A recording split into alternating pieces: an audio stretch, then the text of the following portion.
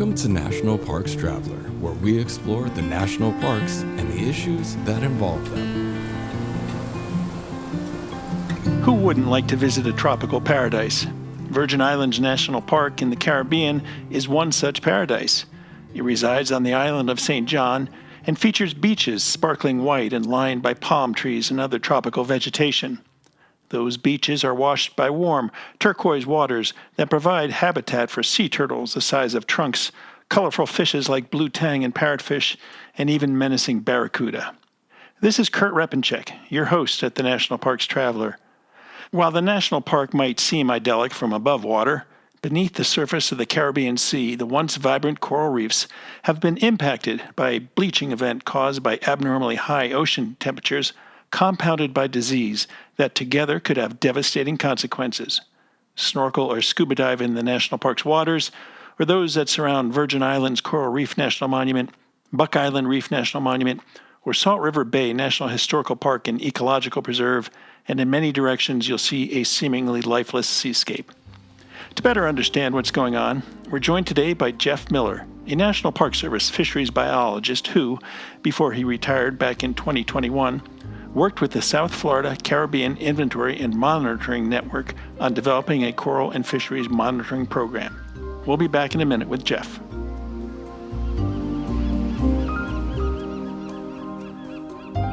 The Yosemite Conservancy helps visitors connect with Yosemite through adventures, volunteering, and the arts.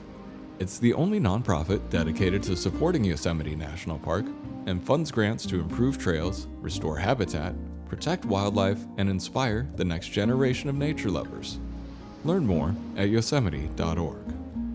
Acadia National Park is one of the 10 most popular national parks in the United States.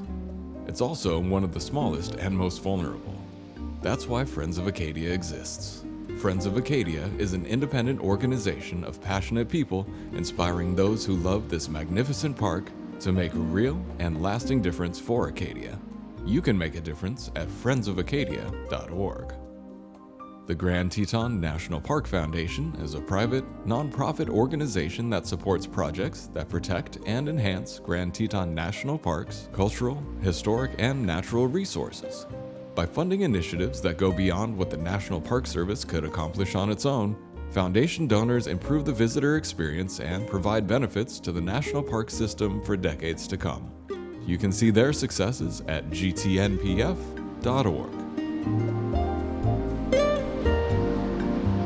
Welcome to the Traveler, Jeff. Thank you very much for having me, Kurt. Now, before we get into the coral bleaching event, let's talk about the incredible and gorgeous setting in the waters surrounding these park units before coral bleaching events occurred so often. When my wife and I visited a decade or so ago, we spent every day snorkeling in those wonderfully colorful waters. Could you recreate the scene of a healthy reef environment for us? Yeah, so I began diving in 1976, and in the Caribbean in 1984. And even when I got there, people were like, wow, you should have seen it before the diadema died off, the black spiny sea urchins. But reefs are continually under threat. Virgin Islands National Parks and the national parks in the Caribbean have been protecting these coral reef environments, so they've been some of the healthier ones in the Caribbean over the past many decades. A healthy, vibrant coral reef is composed of lots of live corals, hard corals, soft corals, corals with hard skeletons, corals with soft skeletons. There's sponges, there's anemones, there's organisms that live within the spaces, within the structure that these reefs provide. And it's the architecture, the three-dimensionality, the structure of the reef, the multiple levels of the reef that then attracts all those other organisms that then attract the fish.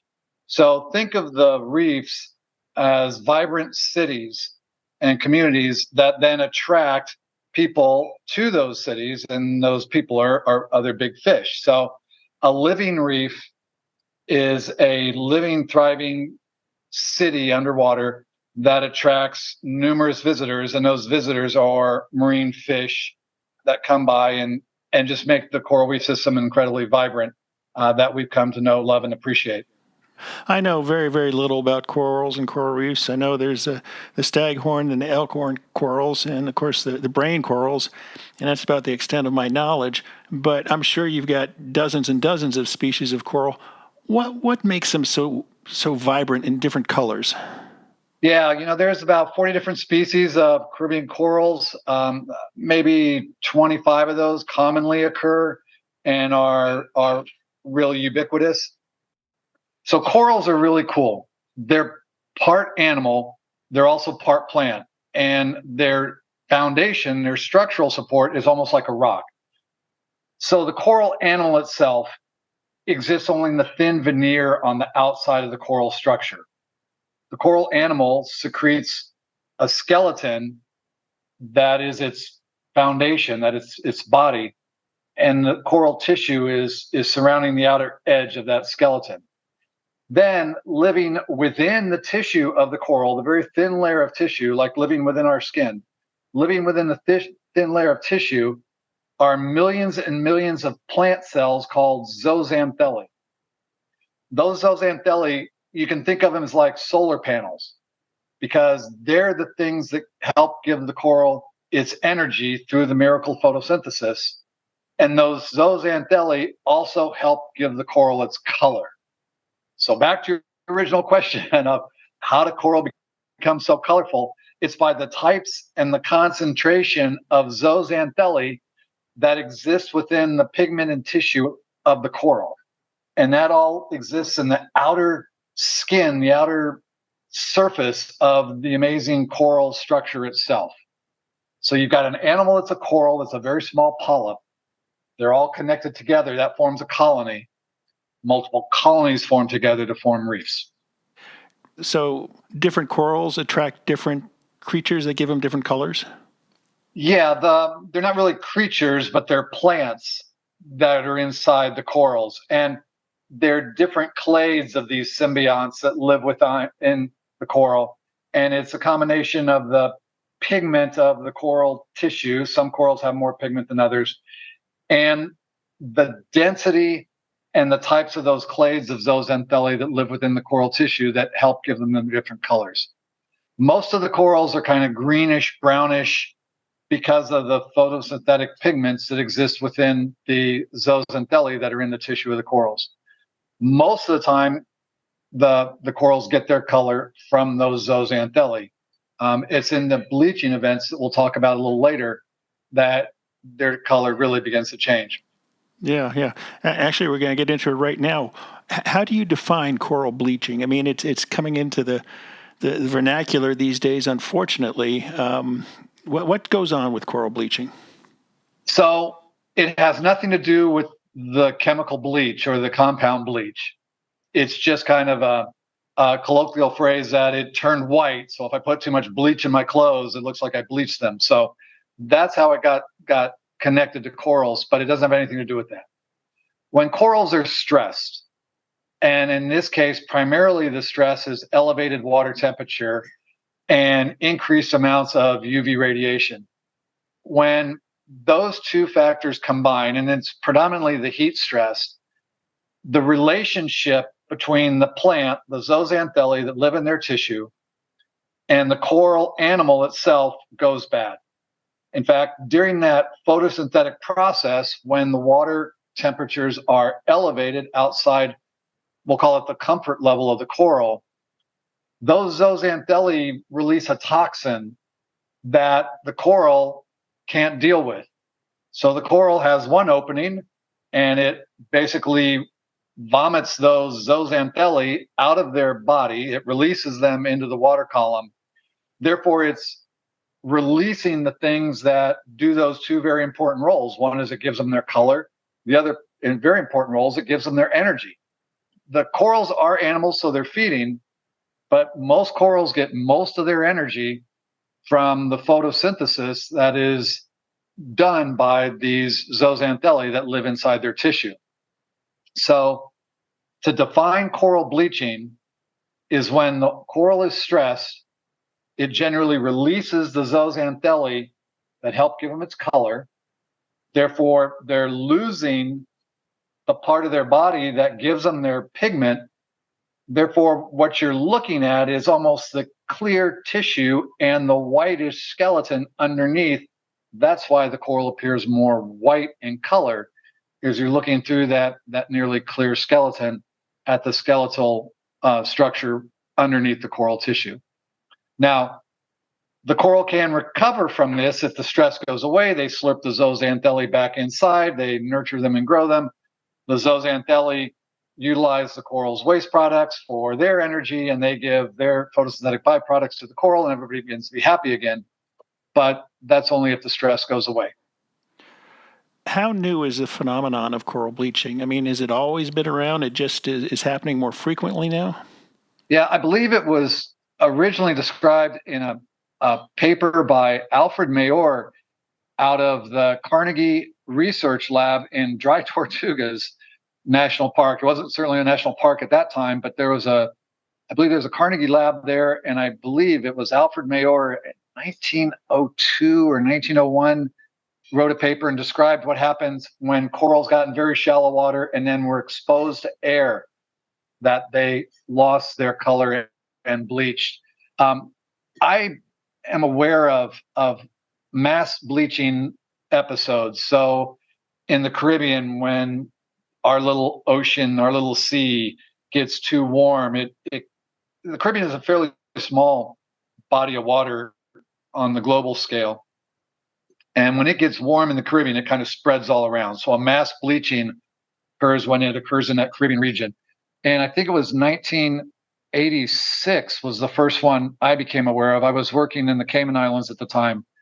And that was the first time I became aware of bleaching. And that's one of the earliest records, I believe, of mass coral bleaching. And they have become more and more frequent since then.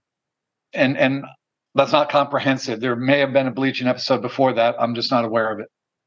Virgin Islands National Park, we've been measuring reef depth water temperature for, I think it's coming up on like 30 years now. There's data loggers out there. There's not somebody with a thermometer, but the data loggers record water temperature every 2 hours at reef depth.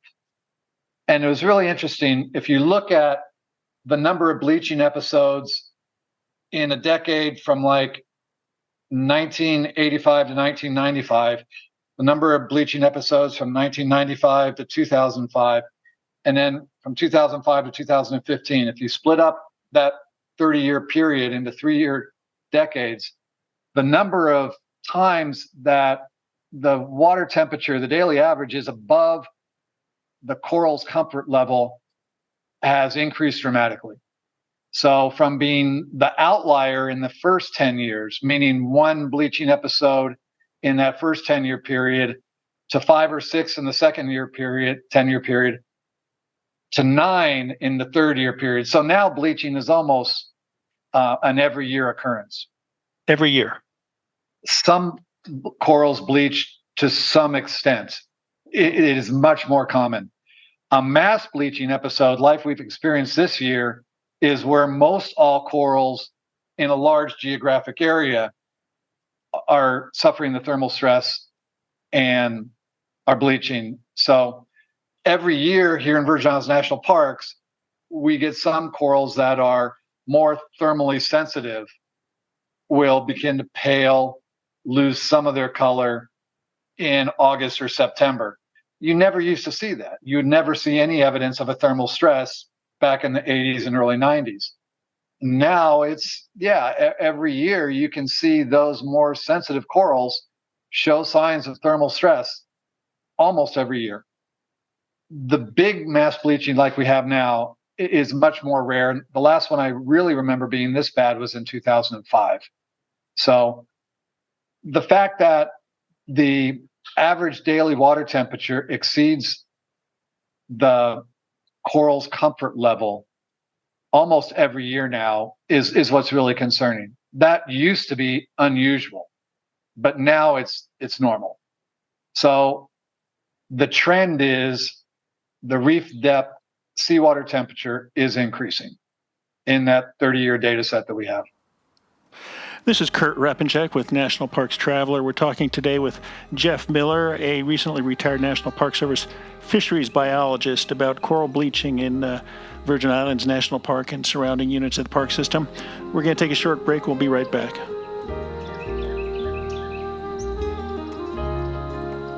Listener and reader support make the National Parks Traveler possible every day of the year. If you enjoy the Traveler's content, please consider a donation at nationalparkstraveler.org. Full of stunning photography and thought-provoking reads, Smokey's Life is a biannual magazine produced by Great Smoky Mountains Association. Members receive it free of charge each spring and fall, and it is available for purchase in retail stores throughout Great Smoky Mountains National Park and online at smokeysinformation.org. Whether it be strategy, business planning, change management, board development, executive search, or diversity planning, Potrero Group is here to help. They mix a depth of experience in the parks and land space with a breadth of best practices from other industries.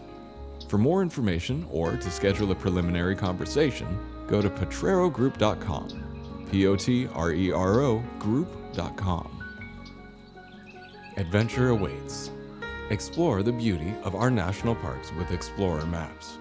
Whether you're captivated by the breathtaking landscapes of Yellowstone or the wild shores of Acadia, Explorer Maps has the perfect map to connect you to your favorite place. Visit explorermaps.com to find your next adventure.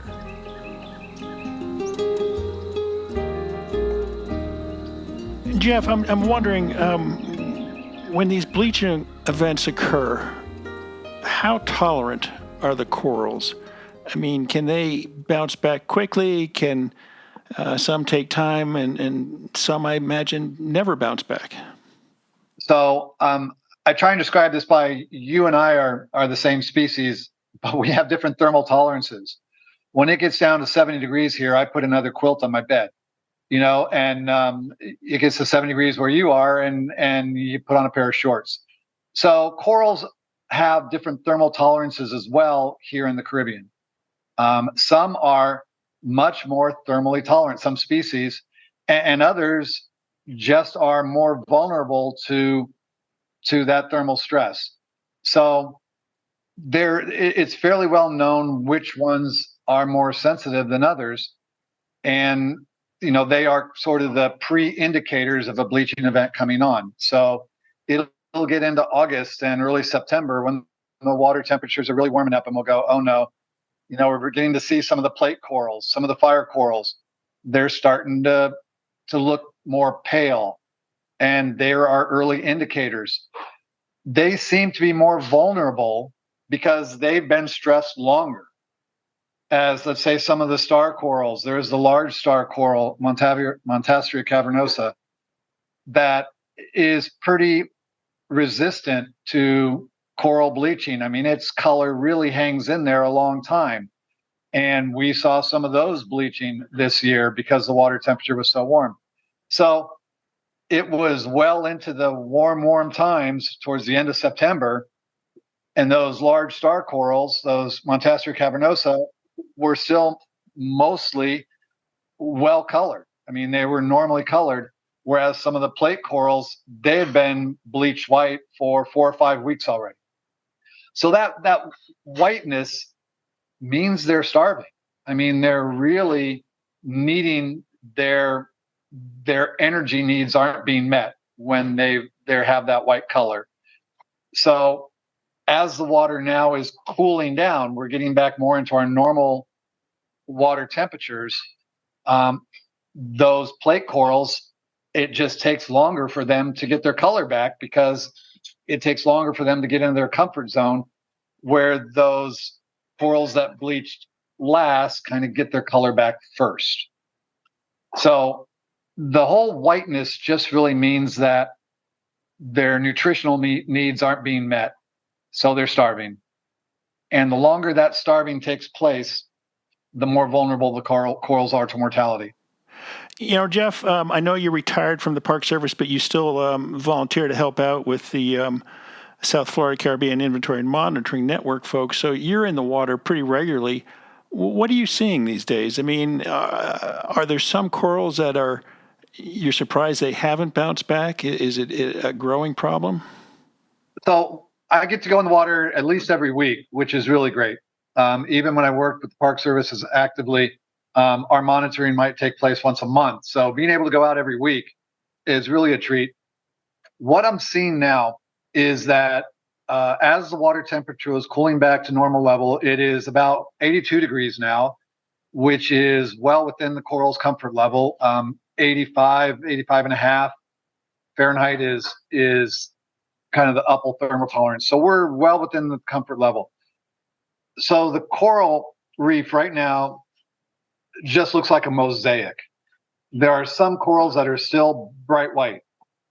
There are corals where the edges of the colonies are back to their normal colors, and there's a gradient of tan to yellow to pale to almost white to really, kind of a bright yellow towards the center. And you're like, oh, okay. So that species recolonizes with zooxanthellae from the edge, and it reforms back into the middle. But then you see another colony in that species that it's all speckled. So there's like dime-sized spots all over it because the color is coming back in all these speckled formations. And so that, who knows what's happening there. And then you see another one where the color seems to be coming back from the middle and the edges are pale. So that doesn't seem to fit any kind of known pattern. But it's just this mosaic of a system that's trying to reboot itself and get back to normal.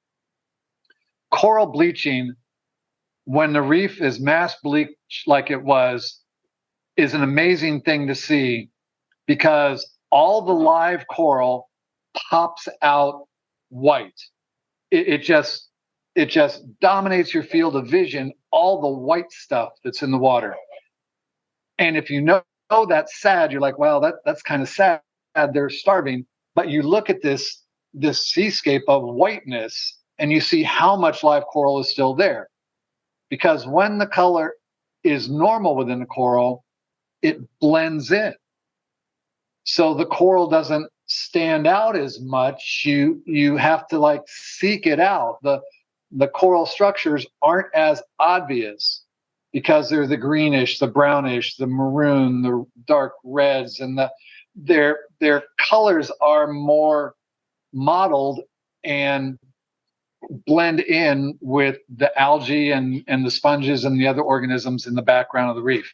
So we're in that transition from the stark white situation, the stark white coloring, to now this mottled mosaic that will then go to the normal coloration of the reef.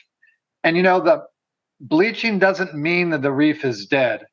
That's a common misconception. It just means that the reef is in critical condition, right? So if I'm not eating, I'm not dead.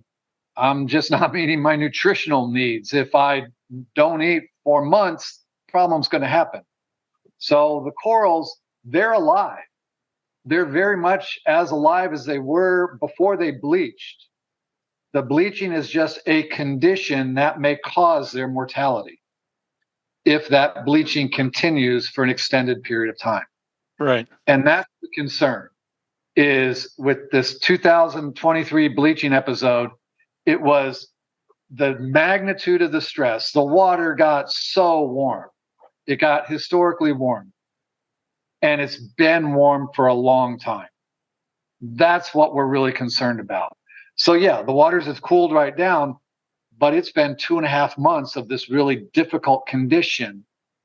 And we're hoping that these corals are able to survive and transition back to their normal colors. Yeah. Now, when you're talking about the comfort zone temperature-wise for corals, it's really a pretty small window, isn't it? I mean, if you're saying 85 is really okay for them, if it gets up to 87 or so, that's when the trouble starts, right? Right. So a colleague was just sharing some information with me. The South Florida Caribbean Network monitors both here in the Caribbean and in South Florida.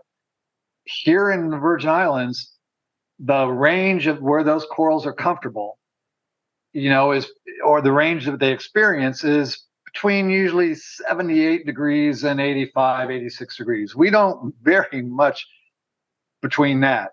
Florida, the range is much bigger. So again, same species of corals, different geographic locations, they're able to tolerate different thermal ranges. So the thermal tolerance of a coral in Florida is different than the thermal tolerance of a coral in the Virgin Islands. Plus, the thermal tolerance of a coral here in the Virgin Islands in shallow water. A coral that spends, you go snorkeling at Trunk Bay Trail, which you and your wife probably did, those corals are in 10 feet or less, and they're used to waters warmer than that same species of coral here in the Virgin Islands that grows at 60 feet. And that coral is used to a thermal range different than corals that grow at 130 feet. So they're really particular about the environment they like to grow in, and it is a fairly narrow band of temperature here in the Virgin Islands. Yeah. What about too cold of water? Do you ever have that situation? And what temperature are we talking about, and how do the corals respond to that? Fortunately, we don't have many cold water events here in the Virgin Islands, so I'm pretty happy about that. And most all my coral work and experience has been here in the Caribbean.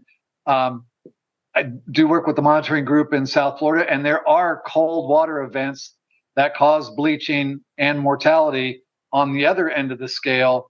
That takes place in a place like Florida, where they're much more vulnerable to cold fronts that come down from the north and bring cold water events with them. And there can be significant mortality associated with those as well. I apologize, I can't remember that low end number on the thermal tolerance of corals.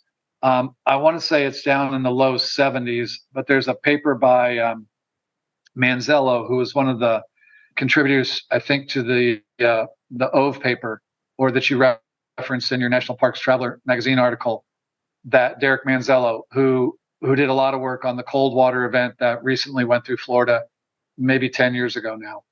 So there is that other range that can cause mortality. Talking about the mass coral bleaching event, has been in the news that we're talking about. Can you put a percentage on the number of reefs surrounding the parks there in the Caribbean that have been impacted by coral bleaching? 100%. Wow. Yeah, I mean, I don't think there's any. This one was so ubiquitous that the level of water warming was so pervasive, not just the Virgin Islands, but throughout the Caribbean. I was thinking about this today. I don't know about the Southern Caribbean, but certainly around the Northern Caribbean, it's been very bad, and it bleached in South Florida as well. So this was ubiquitous, at least all the parks within the Virgin Islands. How did it compare to the 2005 event? It was very similar to the 2005 event. The big difference in the reef between now and 2005 is there's just less coral.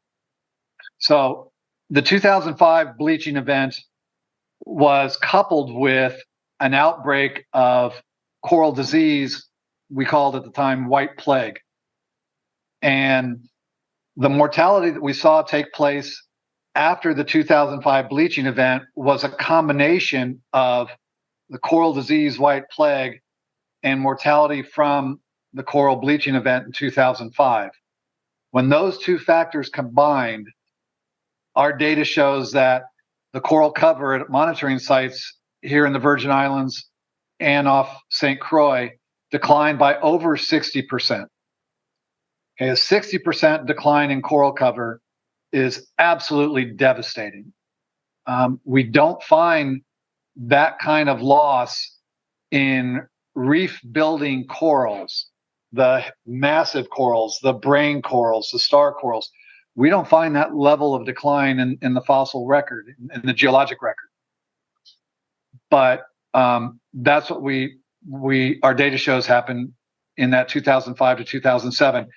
And most of that mortality came from the coral disease that occurred after the coral bleaching. So it was a 1-2 punch. It was a little bit of coral disease going in, massive bleaching episode, everything bleached, very similar to what we saw it now. And then as the corals began to recover from the thermal stress of the bleaching, they seemed to get very vulnerable to the coral disease white plague. And we had a 2-year outbreak or a 2-year burst of mortality from the coral disease white plague. And when that finally leveled out in 2007, the corals had declined, the coral cover had declined by 60%. Coral cover is, just think of the hair on your head. Some heads are covered by more some heads are covered by more hair than others. So that's how we measure the amount of coral on the bottom, is how much of the bottom is covered by live coral. So we lost a great amount of coral from that 2005 event to where we are today. So it went, our monitoring sites went from over 20%, some had nearly 25% live coral cover, down to 10 and 11%. That's devastating. I mean, that's really, really, that's a seascape altering event. And that was bad news. Now we fast forward to 2023.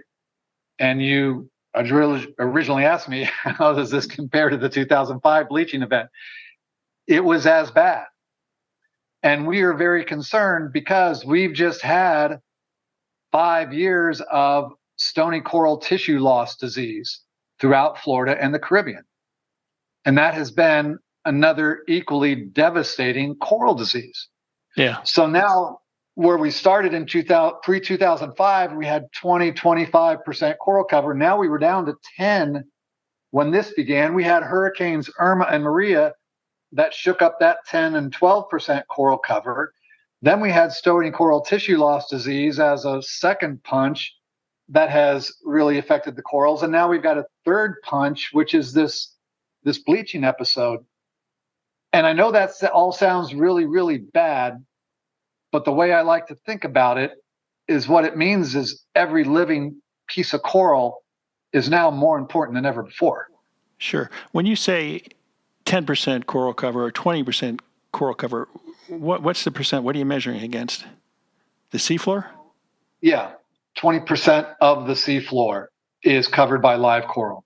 So 25%. So imagine putting down a meter square, a quadrat, or if you were snorkeling on the surface and looking down at the bottom, you could say, well, it looks like about a quarter of the bottom is covered by live coral.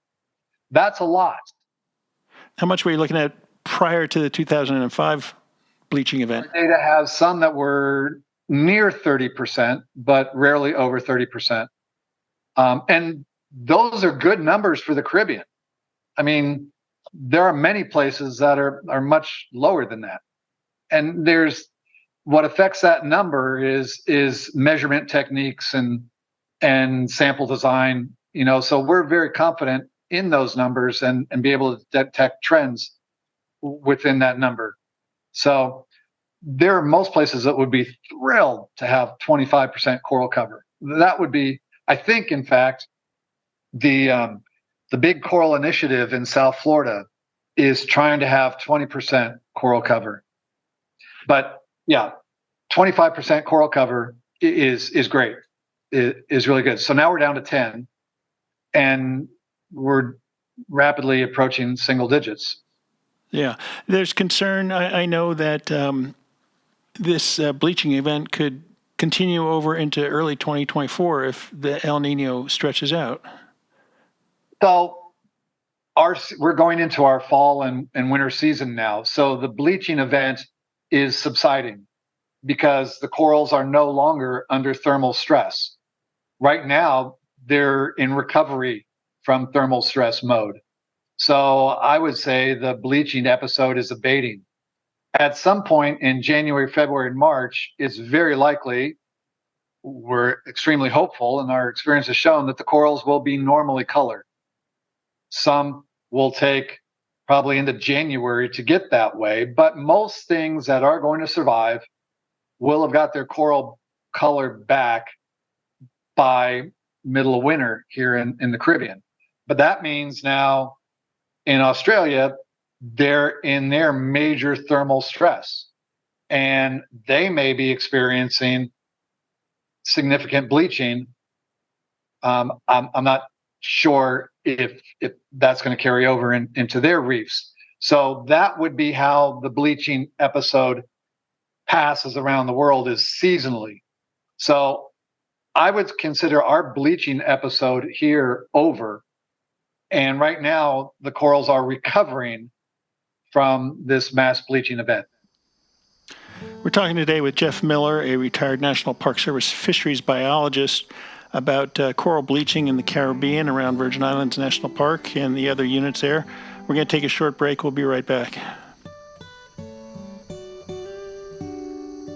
Interior Federal Credit Union is pleased to introduce our upcoming 7-month certificate special set to launch on November 1st, 2023.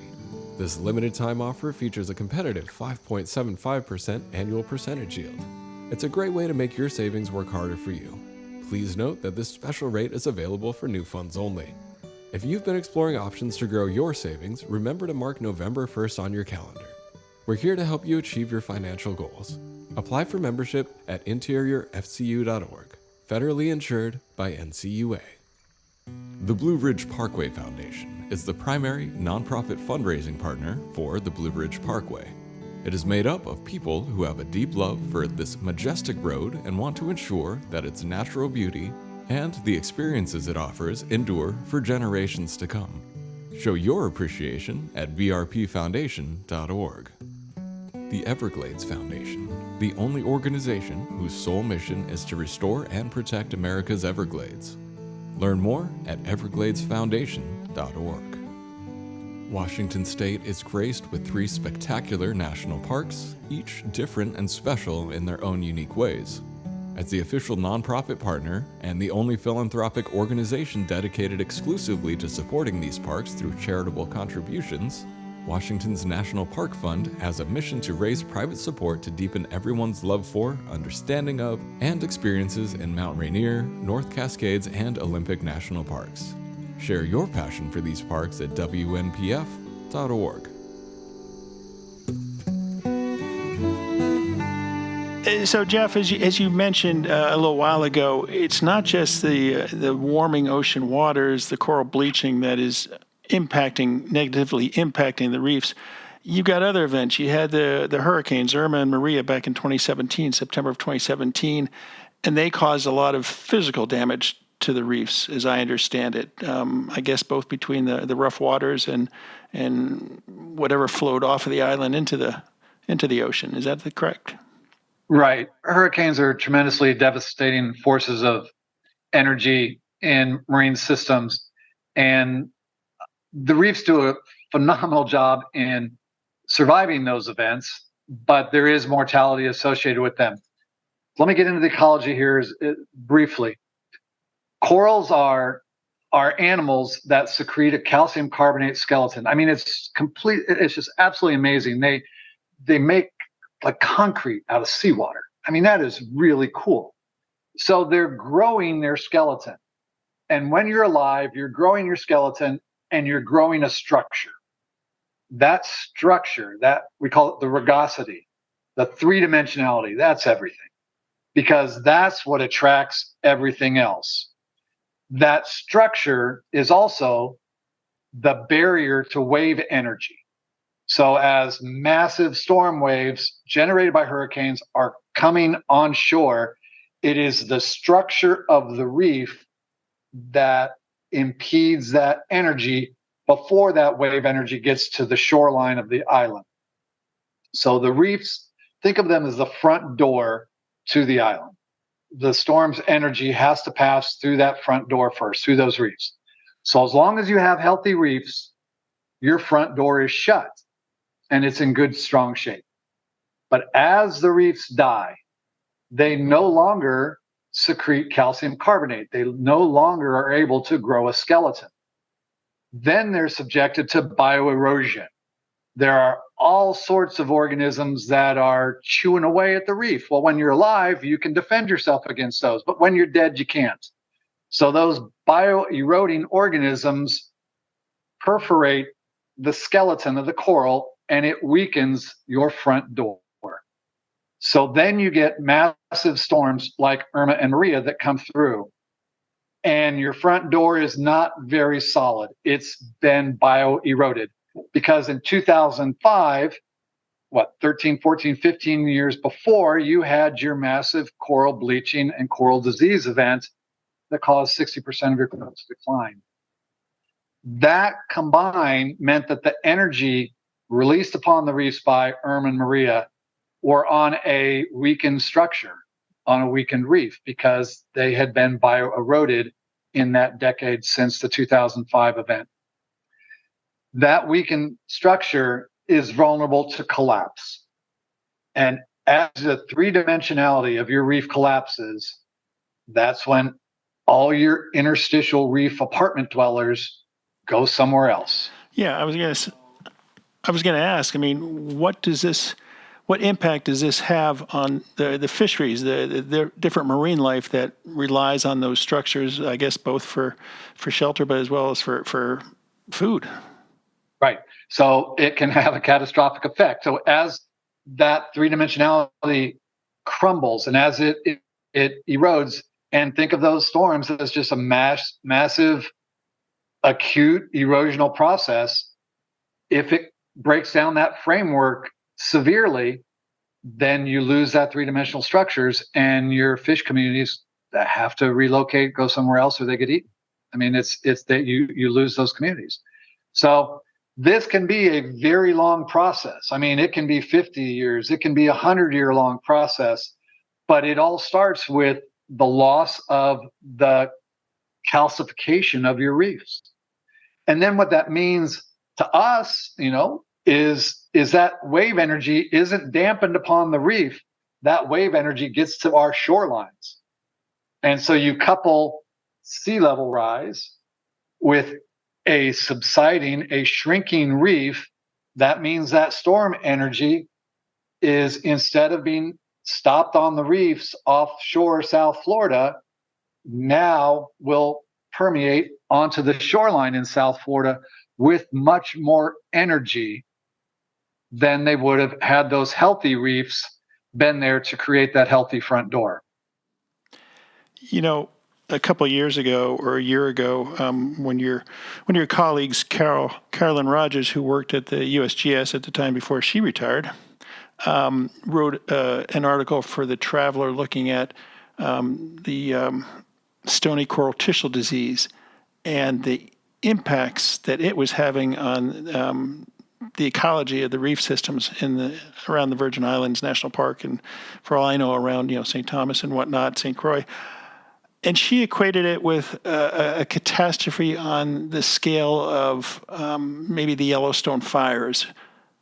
Can we put this in perspective? I mean, a lot of people, I don't think about underwater and the ecology that exists underwater.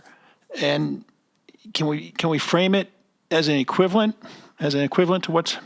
One of the challenges we have with reef ecology and reef awareness is reefs are hard to see. I mean, a lot of people don't know what they're looking at when you look at the reefs. And putting these impacts, the 2005-2000 bleaching and disease event, Hurricanes Irma and Maria, the stony coral tissue loss disease, those all are impacts on the equivalent scale of a Yellowstone fire. They are, and I say that because they are multi-species affecting, they affect the entire ecosystem, the marine ecosystem, over a very large scale. This isn't an isolated event. This isn't a 2-mile stretch off of this shoreline. This is ubiquitous. It is a very large footprint. So it is a very large ecosystem-wide impact. And this is our fourth one. I mean, there's been one Yellowstone fire, but we've had the 2005-2007 bleaching and disease event. We've had the 2 Category 5 hurricanes in 2017 within 2 weeks. We've had stony coral tissue loss disease, and now we've got a mass bleaching event.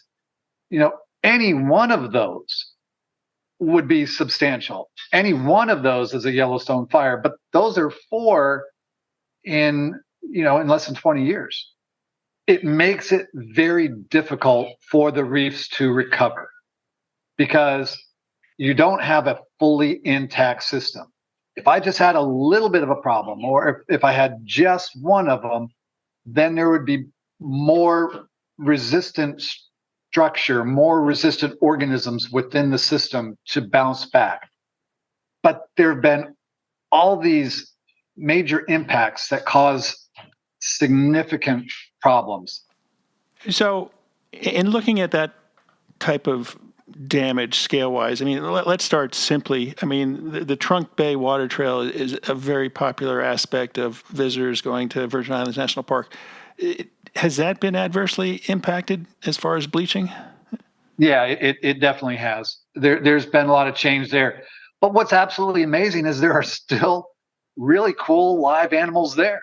I mean, there's a thing called mustard hill coral that has done really well, and it is there in abundance and really cool to look at. It is a calcifying coral, and it makes structure, and that's all good. So everything is there for things still to grow, which is the really good news. In mixed in with these 4 devastating impacts is that there's good things still happening. There's baby corals still out there growing. Recruitment still takes place. Growth is still happening. The conditions are still right for coral to grow. We just really need to take care of what's there. Well, yeah, I'm wondering about that. I mean, obviously, humans don't have any control over hurricanes. Obviously, we've got some control over climate change, and we're struggling to try and get our arms around that. But what can the average visitor to the Virgin Islands National Park and other marine parks do to help protect these very sensitive creatures? I mean, I think that's the most important I want to leave people with is there are very distinct things we can do. One, understand a little bit about this system. Understand that coral is an animal. It's not a rock. It's not a thing. It's not a stump. It's not a dead thing. It is a living animal that produces offspring. It sequesters a tremendous amount of carbon. It and its associated ecosystems, coral reefs and seagrass communities, sequester a lot of carbon, which is really, really good. It performs a lot of good ecosystem services for we humans, as well as being a really cool organism and ecosystem to look at. So that's number one, is understand a little bit about what this is. What's the difference between a hard coral and a soft coral? What's the difference between those corals and sponges? Can I identify the difference? And just look through books and learn a little bit about them so that when you're looking in the water, snorkeling, you have an idea of what you're looking at. Second thing, now that you know what they are, don't step on them. Don't kick them. Don't bring nasty chemicals to them. And by nasty chemicals, I mean things like sunscreens that when we put them on our body, that leach off of our body and then dissolve in the water and then leach into the bottom, which coats the corals. So look at the labeling on the sunscreen, and some of them say reef safe, but look at the ingredients and look for the things that have the oxy stuff. That's not a real good product for the marine environment and corals. So those are things you can do. Look at that label on your sunscreen, not necessarily just the wording for reef safe, but you want it to be some of the more titanium dioxide, or easiest thing to do is to wear UV resistant clothing when you snorkel. It's easy to snorkel in it. It keeps the sunlight off of you from getting any sunburn, and you're not putting the chemicals on yourself. Don't litter. I mean, stuff we leave on the land washes down into the water every time it rains. The plastic trash blows. I've got hundreds of towels in my house that people leave on the beach. I go to the beach early in the morning. I avoid the traffic. There's leftover towels. There's not a footprint in the sand. I know the towels have been left there overnight. The wind's going to blow them in the water. They're going to tangle up into the bottom, and it's going to kill things. Every living piece of coral is more important than ever before. If you bring it to the beach, take it home with you. Throw it in a trash can. We were hiking today out by Lamasher Bay. 3 trash cans sitting by the side of the road. They were all full. People were putting the trash in the bags outside the trash can. You can't do that because animals will get into the trash and then spread the trash around because now the bag is torn. So think about what's happening to the stuff. We bring our stuff to the islands when we come visit. We bring our stuff. I think it's our responsibility to reduce, to minimize, to remove all of our stuff from the environment when we leave. So bring your towels with you, bring your glasses back from the beach. If you bought a drink and you're drinking it, make sure you take that glass back with you.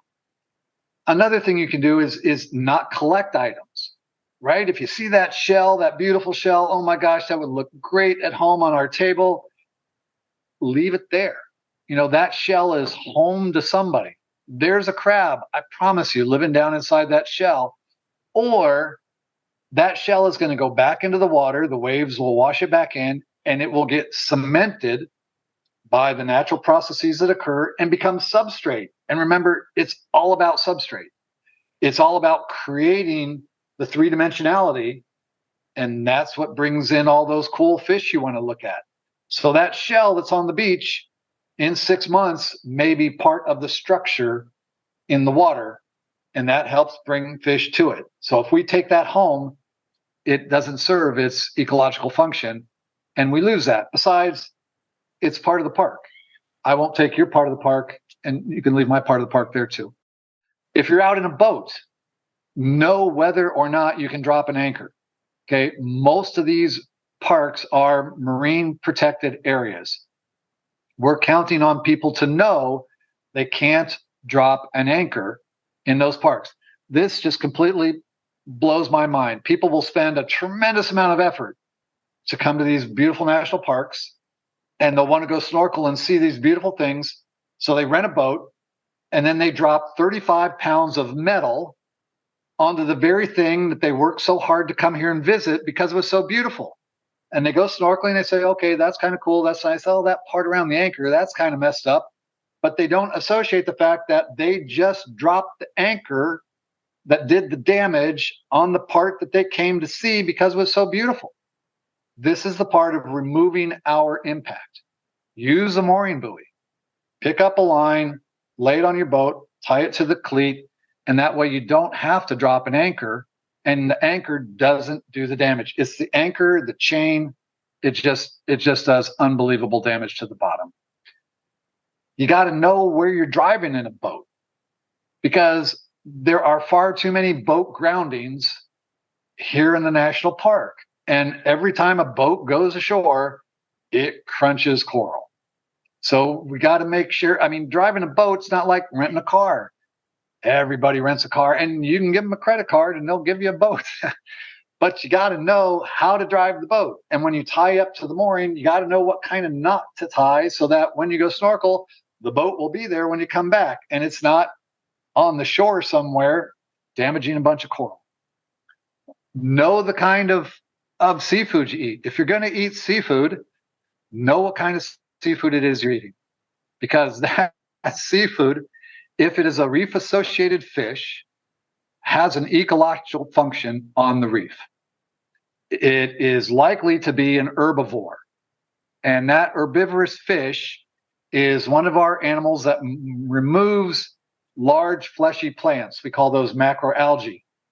And we count on those herbivores removing the algae so new baby corals have a place to grow. The algae grow fast, the corals grow slow. So we get our herbivores to come in and they eat the plants so that the baby corals have a place to grow. If we're eating the herbivores, they're not in the water doing their job. So how does eating a fish affect coral? It does. So what species are we talking about? Right. Parrotfish, surgeonfish, doctorfish, tangs. Those are some of the big herbivores. And you're like, well, geez, who eats those? Well, the fact of the matter is there's been a lot of DNA testing on fish. And the kind of fish the menu says it is and the restaurant says it is not necessarily the kind of fish that you're getting. So it's really hard to tell, but it's supply and demand. If people go in and say, I'm in the islands, I want to eat seafood, people will go out and catch it. And if what they're catching is herbivores, then we're going to be eating herbivores. And they play a much more ecological service. Now, if you're out in open ocean and you throw over a line and you catch a fish, and it's a mahi mahi or it's a tuna, and you put in a line and you pull out a fish, you know that's a nice meal because there's not a lot of ecological damage associated with that. But if those fish are caught by a long line where there's 90% incidental kill and species are thrown back because of the wrong size of the wrong species, and that's what's being served for dinner downstream, down the line, down in a restaurant in Atlanta, or that's a problem that starts here in reefs. So there are a number of seafood guides that help people understand what kind of fish is more sustainable, and talk to your restaurateur. I mean, talk to the owner and say, where do you get your fish? How do you know that what you're getting is what you say? I mean, if you're really invested in this restaurant and having this meal, do a little work and find out, because the environment needs that effort. Lastly, my last thing here is use your voice. If you can become an advocate for reefs, reefs are out of sight. People drive around the island all the time. They look out over the beautiful blue water and they go, this is a gorgeous place. And they don't see what's going on under the water. I distinctly remember being in the office with Caroline in 2005 when we were watching stuff die.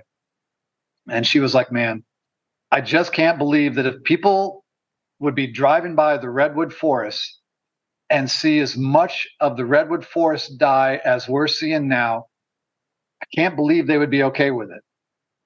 So what I did is I worked with a colleague of mine, Jed Patterson, and we took 4 national parks: Mount Rushmore, the Washington Monument, Statue of Liberty, and the Colorado Front Range.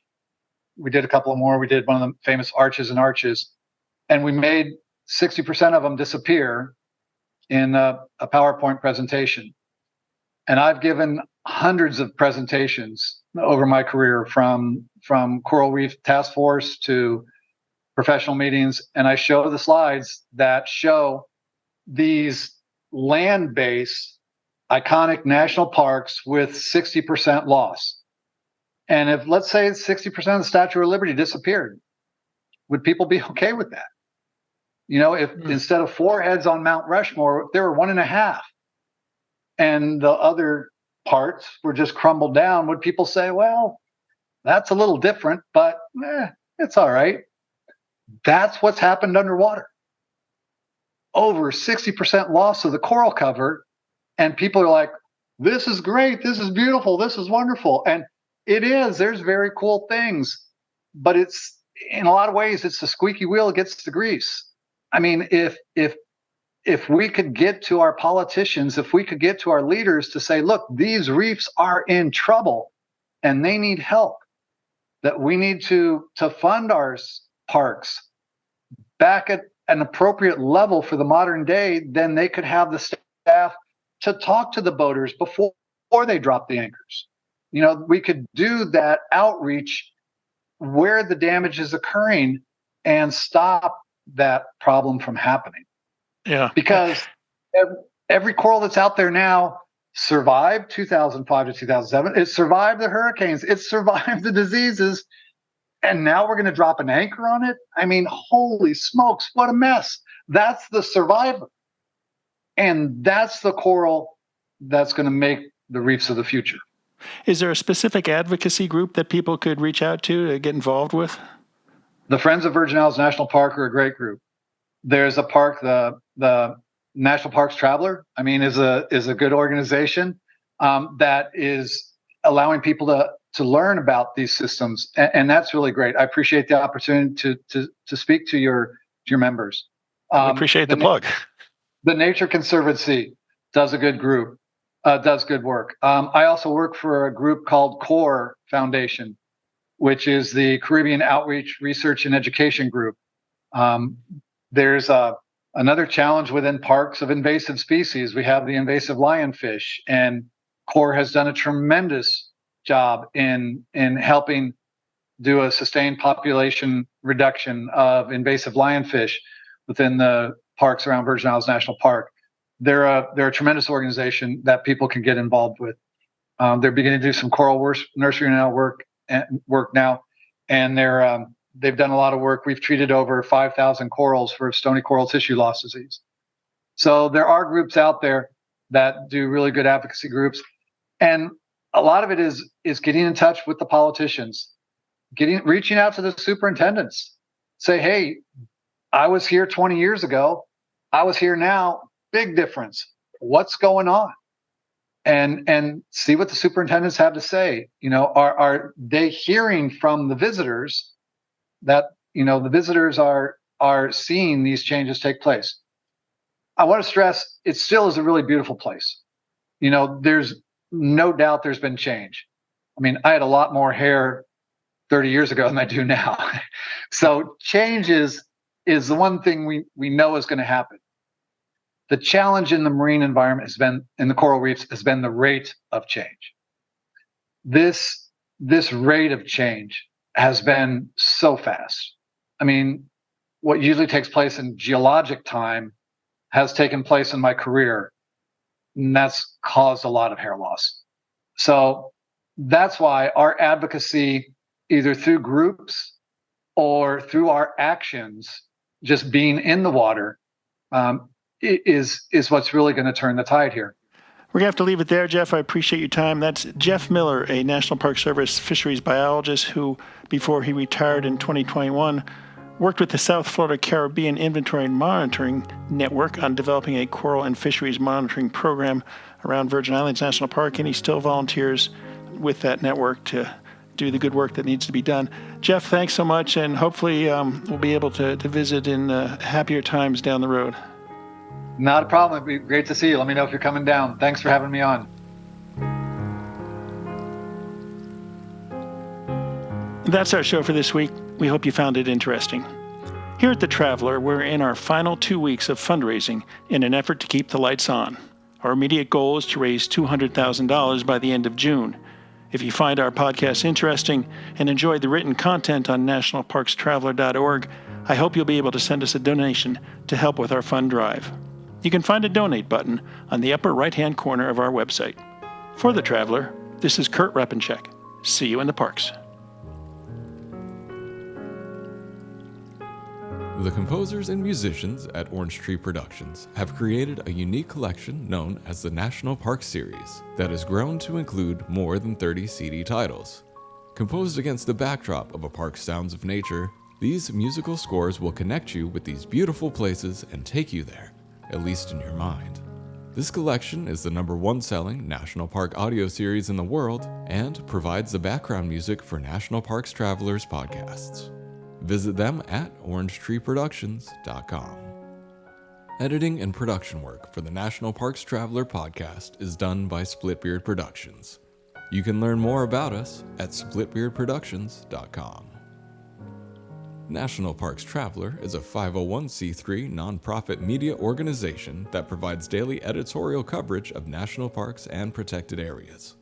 Traveler's coverage is made possible by reader and listener donations. Visit us at nationalparkstraveler.org.